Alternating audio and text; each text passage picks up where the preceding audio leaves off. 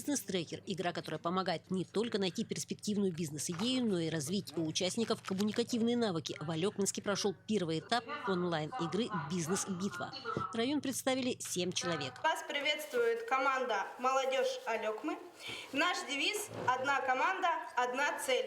Выбирали мы ее сами, позвали наших активистов с прошлого МУСУСТАР, позвали участников прошлого года всех наших конкурсов, и так сформировалась команда.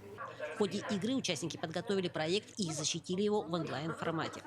Мне кажется, что у нас все получилось, потому что те цели, которые нам изначально поставили, мы все выполнили, мы отвечали уверенно и придумали, на мой взгляд, ту идею, знаете, за которую не стыдно и которую действительно хочется воплотить. Мы и придумали Центр развития детей, а это всегда очень важно, мне кажется, уделять этому внимание. Среди участников от района как уже опытные бойцы, так и новички.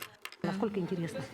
Ой, очень интересно было. Там через презентацию, там мы выбирали картинки, там ничего не знали до этого заранее. Вот мы все штурмовали головную.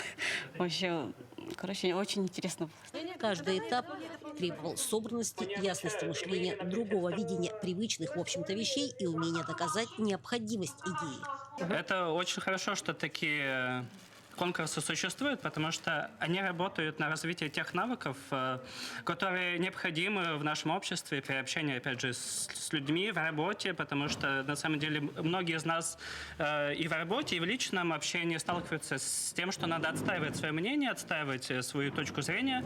Результаты среди всех 30 команд позволят отобрать 10 лидеров, которые сразятся уже в Якутске. Кто-то на сегодняшний день уже знает, что поедет и примет там участие, да, кто-то еще пока не знает, как вот мы сегодня, допустим, играли в бизнес-игру.